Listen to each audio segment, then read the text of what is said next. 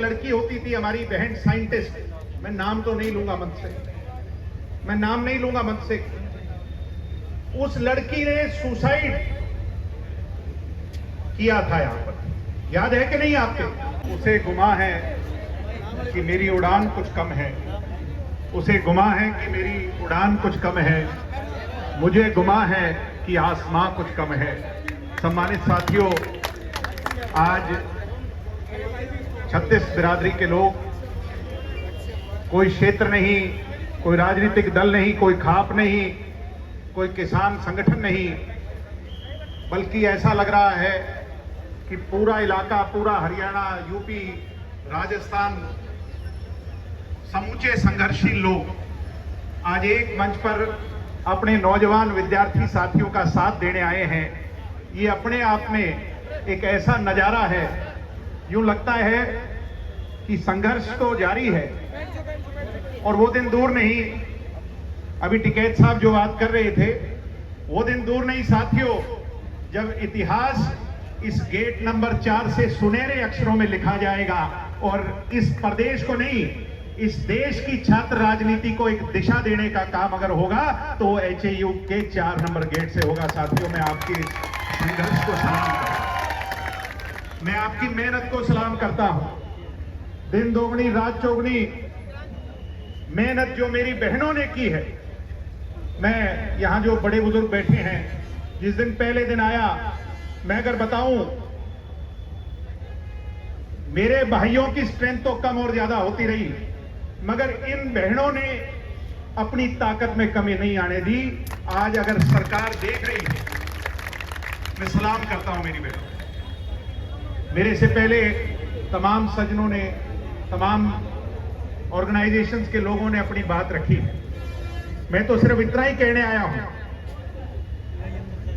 कि वीसी साहब, आपके अत्याचारों का घड़ा जो है वो ठाडा भर लिया, आप पाप का घड़ा भर लिया और बीच में एक रंग देने की कोशिश हुई। मीडिया के लोगों से कहूंगा कि इसे जाति पाति का रंग दो और किसी तरह इस सारी की सारी मूवमेंट को तोड़ने की कोशिश करो। मैं एक बहन का इंटरव्यू सुन रहा था, बावड़ के अंदर उस लड़की ने खड़े होकर के कहा कि मेरी जाति भी HAU, मेरा धर्म भी HAU, मेरी सोच भी HAU।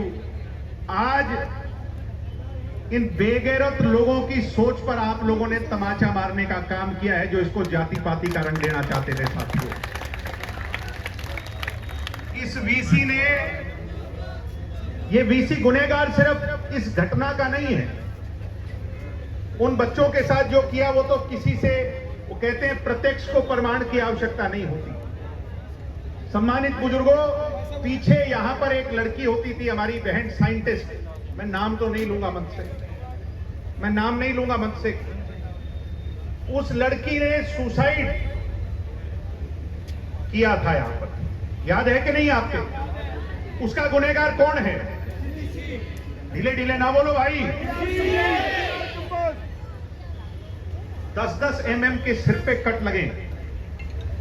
एक तरफ बीजेपी की सरकार कहती है कि कुलपति को गुरुपति कहो, गुरु कहो, देवता कहो, और वो गुरु लाठी उठा करके भांजने का काम करे, नौजवानों को उनकी अस्मिता पर चोट पहुंचाने का काम करे। इससे बड़ा पाप और इससे बड़ा गुनाह नहीं हो सकता साथियों।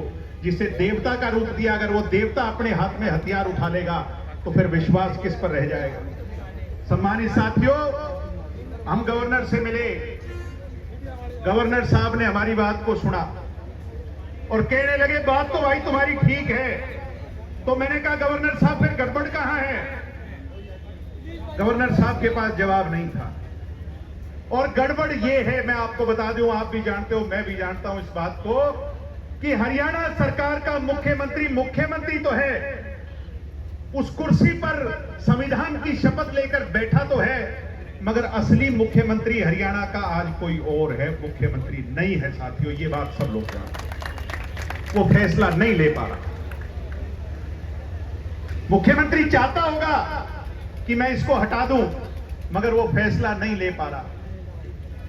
देर हो सकती है, अंधेर नहीं। यह आपने जो पसीना बहाया है, इसका जवाब इन लोगों को देना पड़ेगा।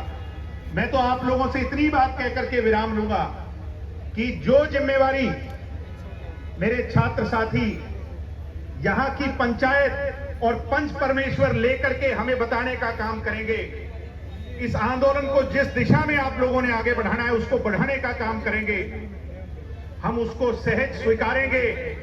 और इन आज जो हमारी किसान ऑर्गेनाइजेशंस खापे आई हैं, एक नौजवान होने के नाते आपको यह विश्वास देता हूं कि आपकी पगड़ी को नीचा नहीं होने देंगे। इस लड़ाई को इसके अंजाम तक पहुंचाने का काम करेंगे।